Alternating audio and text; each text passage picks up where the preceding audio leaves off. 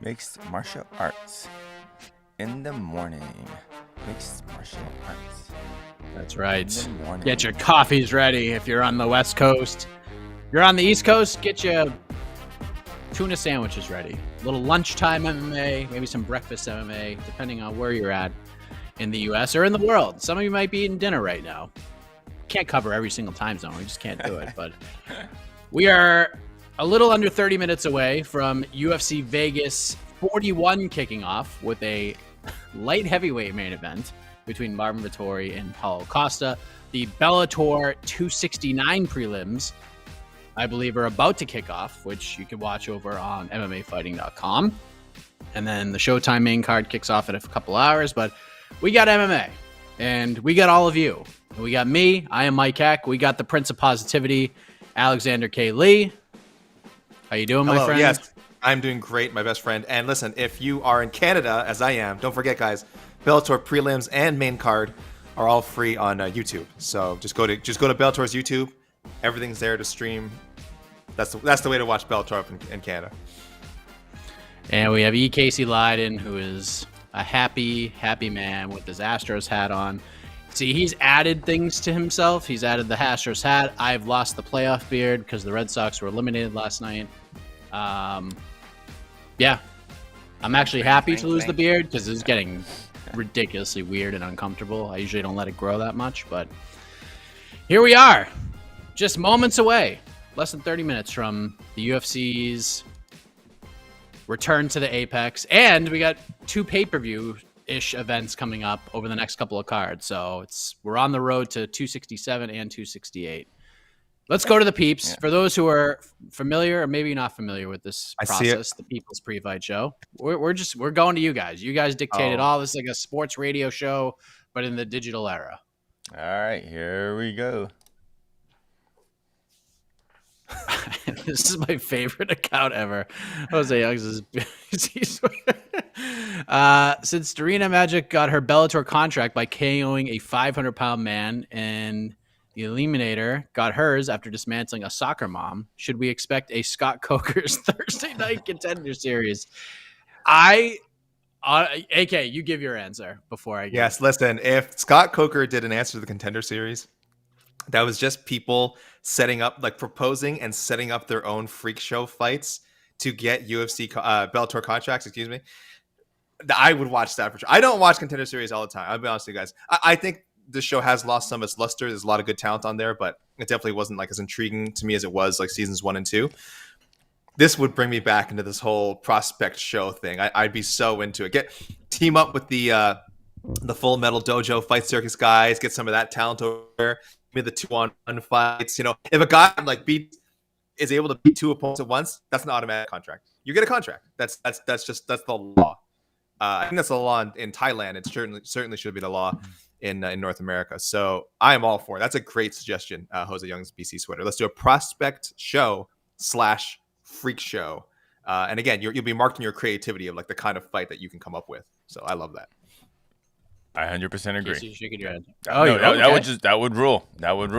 Yeah, I gotta admit, I barely know any of the Russian fighters, especially on the prelims for Bellator, but I know Dorina, and that is a smart signing. And if she looks awesome, cool. If she gets beat up, cool. But we're gonna if we're not gonna watch, we're gonna click the little link to find out who won. So good job. And that's what Bellator prelims are. I mean, these aren't like full contract fighters for the UFC a lot of times. For Bellator. A lot of times there are a lot of one-offs, and if it works out, it works out. If it doesn't, you never know. And look at who knows? Freaking the Eliminator. That was a freak show signing, and she's one of the best flyweights in the world. So I think it would be such a gangster move if he just, like, freak show fight or not, if he just did one anyways. Scott Coker's Thursday Night Prospect Series, and just like did exactly the same. Did it in a studio setting with like 10 people in there. He's got the matchmakers with him. Like, And then, when people ask him, oh, is this the same? No, it's not the same show. Are you kidding me? And it just adds like different. See the cage? We have the round cage. It's not the same thing as the octagon. We're in a different place. Yeah, it would just be awesome. Like such a shots fired move, and just grab like all the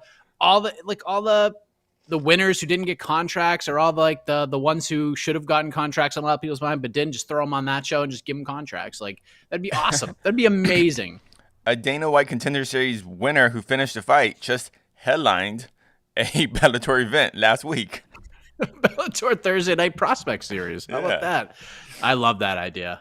He should absolutely do it. They should all do it. Every single promotion should be doing something similar. Yeah. You got to have some fun. Let's have some fun, people. That's what. Yeah. Put it on Showtime, then more people can find it. Do you think Costa is genius? He knows the UFC won't cut him and gift him to Bellator. And now we get a hype fight with two huge Costa and Vittori as a treat. Genius is a stretch, but yeah. So I think we need to kind of clarify what we talked about yesterday, because we all had sort of similar mindsets but differing views on the whole Paulo Costa situation. I think we can all agree that what Paulo Costa did was super unprofessional, like completely unprofessional. It was wrong. He should not have done it. And I believe, and I've said this yesterday, if Costa goes out and the fight plays out the way I think it will, the UFC should cut him. They should cut ties. And maybe that's what he wants. He wants to go somewhere else. And maybe this is part of a master plan. If that's the case, sure, he's a genius. I don't know. We shouldn't reward him for this. But at the same time, he was very smart with this whole thing, because, again, irreplaceable. You could not lose this main event. He knew it. His team knew it. And he handled it in a terrible way, but he was not wrong. Like he played the game, and at least for the short term, he's winning the game. Now, if he goes out and loses, the UFC loves to play revenge. I think they will in this case. Costa is a guy that looks good coming off the bus. People know who he is, but he's not a major star for the organization. He's just not. He's not fighting for titles anytime soon. They could part ways with Paulo Costa and not lose any sleep over it. Let's just be honest with that. He's a name. He's had exciting finishes, but it's not a guy that the UFC has to keep. They have to have Paulo Costa. They don't have to have him, because they got plenty of people they could build. But I don't know. I mean, genius, I think that's probably a stretch, but I think the UFC would cut him. I think they will. I think if he goes out and gets starched today, the UFC will just say, screw this guy. Someone else, if Bellator wants him, take him. We don't need this headache anymore. To me, is it what's the headache? What is the headache? Seriously? Yeah. This is it. I mean, listen, there's more hype around this card, but who knew? But what extra work did the UFC have to do? They had to go, what? Okay. Hunter Campbell had to do work. Hunter Campbell certainly had to do Scratch work. out this, get some white out. 205. All right, there you go. That's the headache. That's the headadeck. Oh, call the graphics guy. What? 205? All right, whatever. Hey, they get paid. Hey, this Hunter Campbell, supposed lawyer, UFC person, he gets paid big bucks to white out things and write new numbers in. So he's just doing his job. Everyone's just doing their job. We talked about genius. No. Did Costa pay attention to the rules and go, oh, this is how it works? This is how it works? Costa didn't break any rules. I mean, he broke rules and he paid he did the punishment for it, but obviously the punishment doesn't equal the crime, or it's much less, whatever. Yeah, and good play. Good play by Costa. Okay, let me ask you this. And then you can chime in. Is Costa if we're let's just say, for the sake of argument, we're all viewing Costa and this whole situation genius move. Are we calling Costa the genius, or is Waleed Ismail the genius in this situation?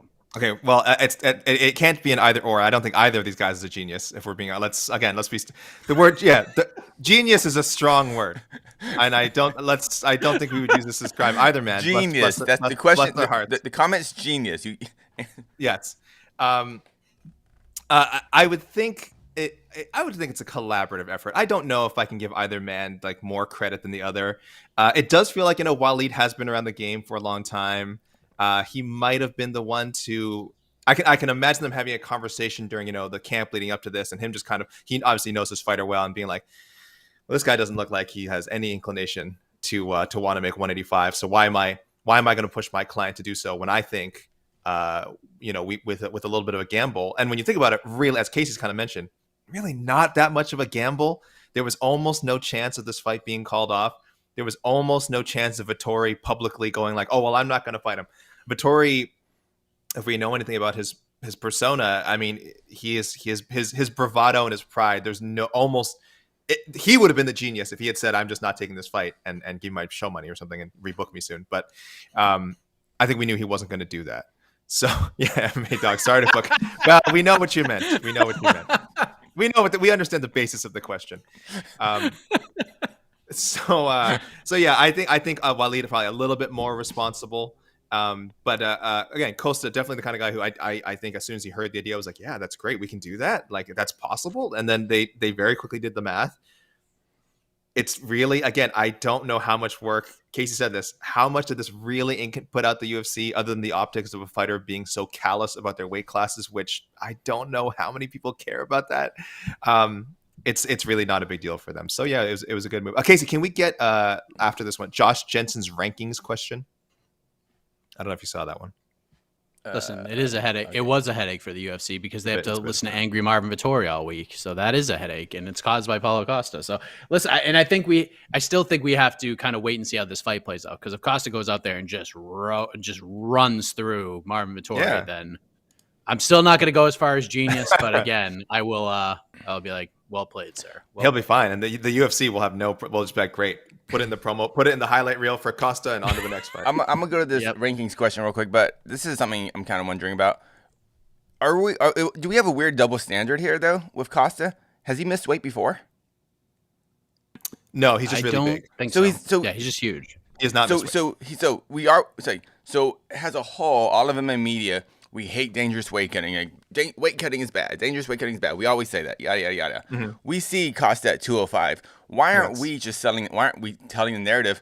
Oh, Costa's just in the wrong weight class. This is much safer. And he understood this during training camp. He understood this during training, and it wasn't until the last week he goes, you know what? It is just too dangerous for me to make that giant weight cut to face a person like Marvin Vettori. Why can't we go? Because that's not fair to his opponent. That's not fair to his opponent. It isn't fair to his opponent. But like, he should have known that when he signed the contract. He didn't even try. He was. How do we know he didn't even try? How do we know? How do we know? Clearly, he didn't try. He basically said he didn't try. But he also said he fought drunk on wine. Do we really believe that? I don't know. Well, you can't pick and choose what you believe. I mean, he showed up to the media day, 212 pounds. We acknowledge that he trolls us constantly. Paulo Costa. He trolls his opponent. When he did an interview with Vittori, he made Vittori explain to him how weigh-ins work, as if we know Costa knows what weigh-ins are. And he made Vittori go like, what are these weigh-ins? So all I'm saying is like, why aren't we this? Maybe it's just he gets his mulligan this fight.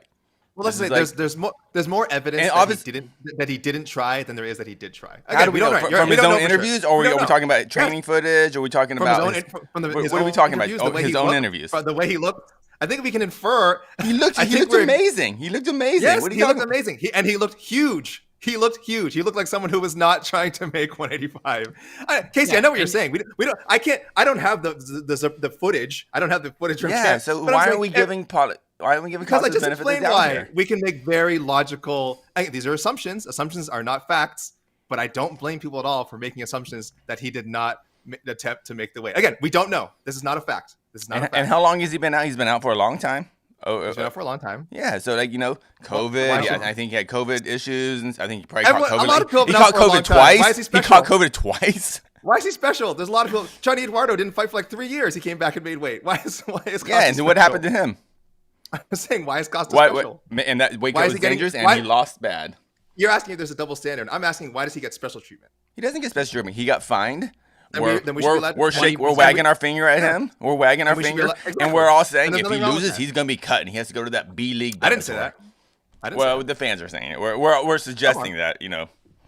I'm saying. Listen. He didn't try. And to your training camp point, he didn't go see Henry Cejudo. He didn't go see Captain Eric. What about there's a lot of visa issues. There's a lot of travel issues, like traveling. Everyone has these issues.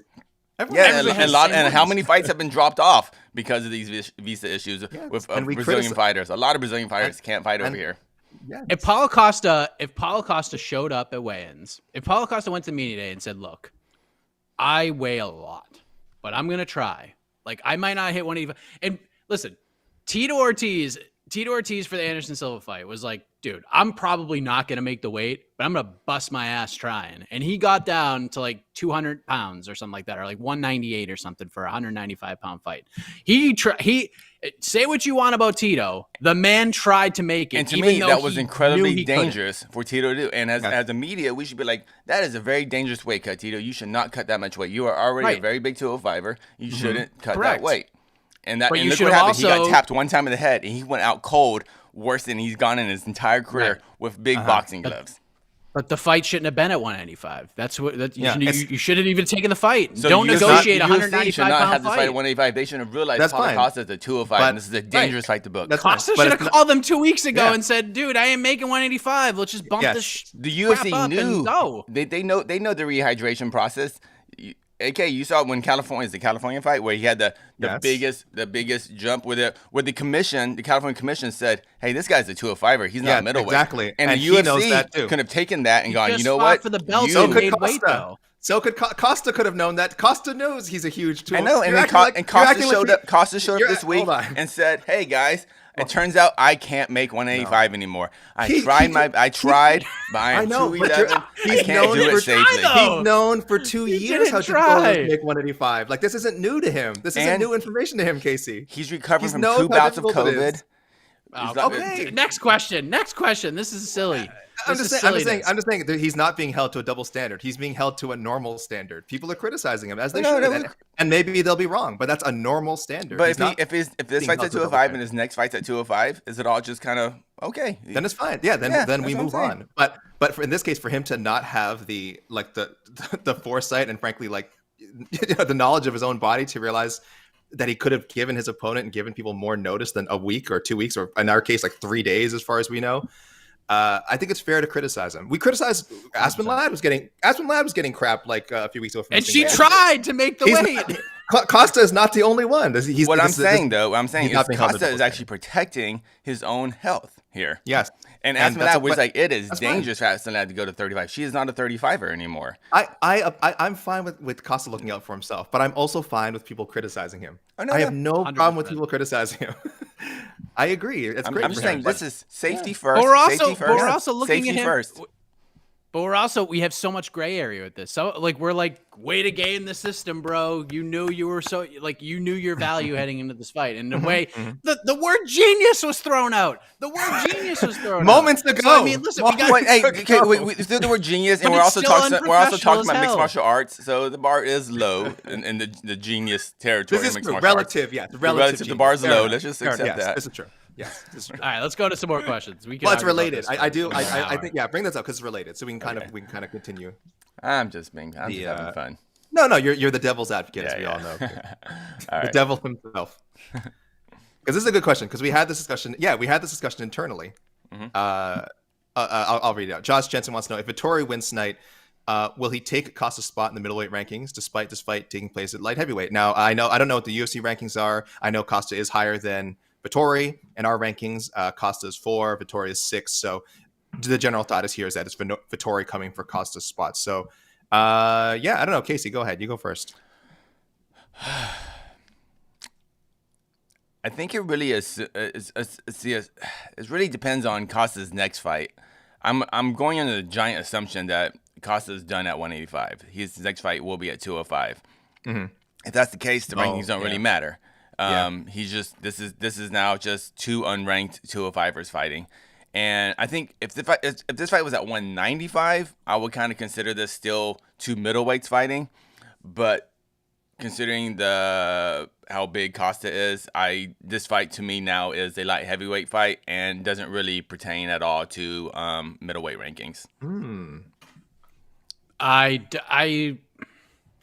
If the UFC produced their own rankings, maybe, but I think because there's a wide array of different people in the MMA media space that control these rankings, and we've seen from our good friend Eric Kowal that sometimes the UFC likes to nudge individuals to vote in a certain way. There's proof of that all over Twitter.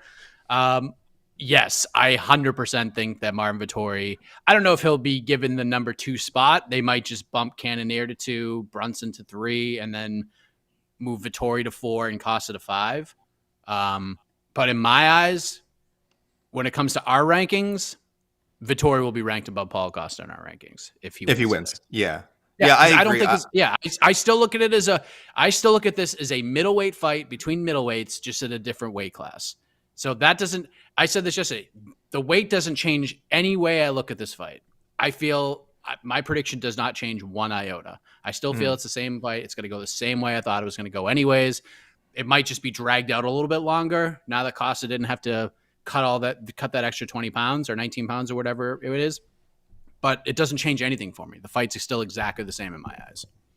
Yeah, I think most people who keep rankings will move Vittori up above Costa if Vittori wins because he's sort of looked at as the, for lack of a better term, the aggrieved party in the situation. He's the one who had to go along with the weight change and all that. So I probably will too. I'll just give him Costa spot. Like Casey said, it might not matter within like the next 3 or 4 months. Costa might say I'm done with middleweight, and then we take him out of the rankings entirely. So, but either way, I would give Vittori that temporary bump. Not temporary. I'd give him that bump, and then he would just keep that spot while Costa goes up to the 205 rankings. But the more interesting question would have been if it was the other way around. If Vittori was ranked higher than Costa, and then Costa beat him after pulling all the sort of this gamesmanship, would we still bump Costa up? I probably still would, because at the end of the day they agreed to a certain weight, so I'd be like okay with it. But that would be a much weirder situation if it was they were flipped in the rankings. Yeah, or would you put Costa at light? Like if Costa wins, would you put him in the light heavyweight rankings? I need to hear him say he's really done with middleweight. I think he is. I think he's all but saying that he is. I need it to somewhat. I think I'd like to see one more booking at 205. I very much consider this a light heavyweight fight now. Mostly because if this fight was at 185, I was picking Vittori. But since this fight is at 205, and to me, the jump between middleweight and mixed martial arts, the jump between middleweight and light heavyweight is the biggest. I mean, literally, is the biggest jump in outside of heavyweight. It's 20 pounds, 20 freaking pounds. That is a lot of weight, and I think this is so significant. The weight class jump between this, it's not a middleweight fight, especially with Costa flying into Vegas, has every intention to be a light heavyweight, and Vittori with every intention of being a middleweight. And so this is a light heavyweight fight to me, completely. It's a light heavyweight fight for Costa. It's a middleweight fight for Vittori. I don't really agree with that, though. Vittori's a huge 85er, huge. But he's a huge 85er who's trained. His entire camp was training has a middleweight, which means the dieting, cutting weight. You change your weight, you change your strength and conditioning regimen for middleweight versus 205. He was training for a middleweight. Costa was training as a light heavyweight, I think, the whole time. I'm assuming the whole time. So that's why I feel Costa is fighting as a light heavyweight. Vittori is fighting as a middleweight. Much kind of like when Izzy kind of went up to 205. He didn't like bulk up. He didn't do like the GSP thing, take a couple years off, or some other fighters, Costa, Izzy essentially fought Jan as a middleweight, who just wasn't cutting weight. And but that's why I feel Vittori, because Vittori, he's not going to 205. He's staying at middleweight no matter what happens. So that's why I consider it's a weird fight. It is a weird fight. I mean, this just call it what it is. But yeah. What else we got? MMA, guys. MMA. God bless it. We'll fire it up. What a game. Mike Heck, I just watched Halloween Kills last night, and what a bunch of morons in that town. It made me so frustrated. So frustrating. They are the dumbest group of people in the world. And by the way, it's been, with the Friday the 13th movie, you hear legends. There was no internet and social media in the Friday the 13th movies. Look at how small I got. Look at how small I just got. Michael Myers in my house messing with the Wi-Fi right now because he's mad. Creepy. Or maybe he's celebrating me. No, but these are the dumbest people ever. It's been 50 freaking years, 40 years since dude went after your town. You're not prepared for this guy at this point. You don't know what this man is all about. What is wrong with you people? What is wrong with you people? These people are so stupid. They're so dumb. That was the most frustrating part of this whole movie. Like, and I'm not spoiling anything. Like, it's you could say that about any horror movie in the world, but this in particular, you are surrounded by the dumbest townspeople in the history of horror movies. No doubt about it. Idiots. Idiots. Who wrote this crap? Oh, God. This next movie, Halloween Ends, better be magnificent. It better be magnificent. This better be like the Oreo cookie that you open up and there's only like a tiny bit of cream in there, that little filling. Like, but then like the last half of the cookie is just absolutely delicious. It's like the greatest end of an Oreo you've ever had. Like, that's what I'm hoping this movie. I hope this is just a forgettable thing. Like, it's just like, oh, now I get why these people are so stupid. There was a greater thing, but there's no people left. Oh God. Okay, go ahead. So do you recommend it? I'm mad.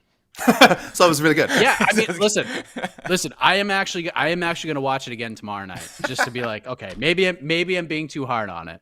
If the nostalgia in it all, like just seeing Michael Myers, it's just like, yeah, it's a Halloween movie. Like, I'll watch all of them. It's brutal. I mean, it's pretty brutal. You know, I feel it's like pretty brutal. You know what I feel like my cake movie reviews are. It's like when someone drinks some sour milk, you're like, oh God, this is horrible. Here, try this. Yeah, it's bad. This is horrible. You guys, this is horrible, right? Try this out.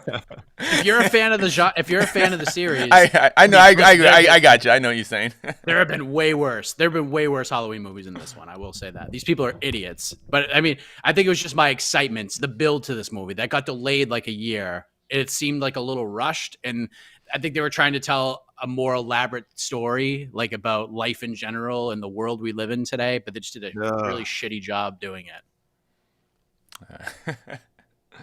Dune.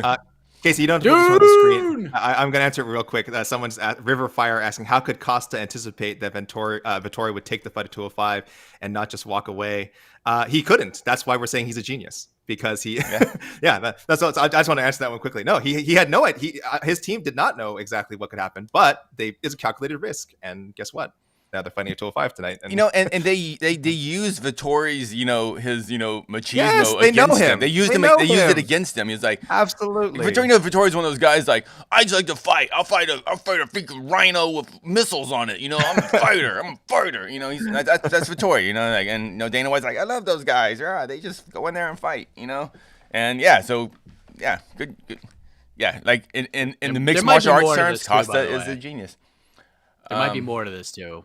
Yeah, if you look at how people view Vittori's manager and stuff, like, I mean, I don't know for sure, but there are a lot of people out there, a lot of people smarter than I, who feel that sometimes the management team likes to get in favor with the UFC a little more. You know what I mean? Like, stay in their good graces. And maybe that was part of this too. Like, I don't know for sure, but again, you got Vittori, and even if in this situation, even if Ali was like, dude, we're not fighting, Vittori would probably like grab him and be like, I'm fighting him, because he's a maniac. But he's the baby face. His career took a nice little leap this week by taking this fight and being professional about all of this, honestly. So this is probably a good thing for Vittori and his stock and how people view him, because coming out of that Adesanya fight and the end of that fight when Adesanya tried to get props and Vittori still thought he won the fight, which I loved, by the way. I thought that was I love that. I love when fighters like, one more time. I love that. Like, I really enjoy that part about fighting. Stick with the gimmick. Yeah. Stick with the gimmick. I beat Adesanya twice. Let's go.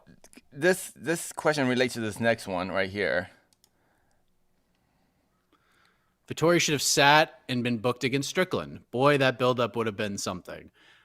Yes. But the problem is the UFC did, or Dana in particular, did something that he's been preaching against pretty much his whole entire UFC career. We have loaded cards. We're not like boxing where it's not a one-fight card. And now they are doing exactly what they said they were never going to do. They built a boxing card, with just one fight that people really care about, and other fights that, they're good for rankings and stuff. And that's why Costa knew that, and that's why Vittori, that's why they needed him on this card. If this was a loaded card, if this was, I don't know, just pick another random fight on the card, some other random fight. Just imagine. Well, they could easily switch it. Vittori Strickland makes so much sense. Oh no, they can't fight. They're buddies, but whatever. Throw them enough money to fight. Instead of having 4 cards a month, imagine if you had Rodriguez, Dern, and I should pick better fights. Santos, Walker, and this fight like all on the same card. This is how it was. This is how it was back in the day when they only did, half as many shows, right? All these fights that are fight night main events were really like the main card of a really solid fight night. But like Casey's saying, now it's like, no, each of these fights now, because they have 40 out of 52 weeks of UFC events. Now all these fights that were originally just like really strong main card fights are now spread across as main events, and you can't lose them.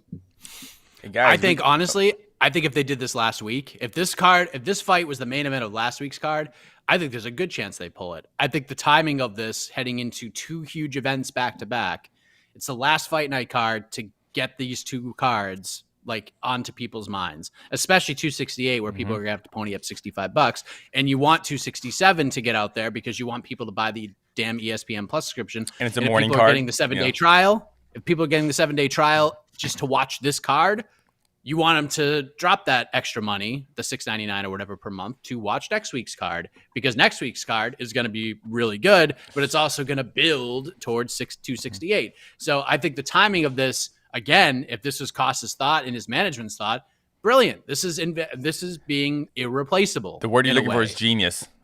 Genius. I'm still not going to say that yet. We'll see how the fight plays out. And I still won't say genius, but still. The prelims are starting now. I believe one of the fighters is already in the cage because there's 8 prelims. They're going fast. There's 8 prelims that did to fit into the next 3 hours. So if these all go to a decision, which is doubtful, I think we're going to see quite a few finishes. If they all go to a decision, guys, could we get post-lims? Maybe some UFC post-lims? It's all on ESPN. It's all on ESPN Plus. Streamed on Facebook. Streamed on Facebook. Yeah. Oh, please. Yeah. Okay, is that the show then? We are off and running. All right, here we. Yep. All right, here we go. Good times. Bantamweights, then light heavyweights to cap things off. I mean, what a world we live in. Fedor fighting in a little bit. Fedor's fighting. I mean, what a day. We got the Marius Pujanowski fight coming up on KSW. Bombardier, yes. Rising tonight. Lion fight's going down. I mean, there's just so much going on. So Paulo the Genius Costa. And tonight I'm going to see some GCW, some pro wrestling. I'm seeing some real fighting. A real fight. Murder, death, kill, bro. Murder, death, kill all day. Nick Gage versus Minoru Suzuki. This is a kid's show. Settle down. This is a kid's show. All right. Settle down. All right. For AK, for Casey, I am Mike Heck. Enjoy the fights, everybody. Astros suck. See you later. Oh. Genius.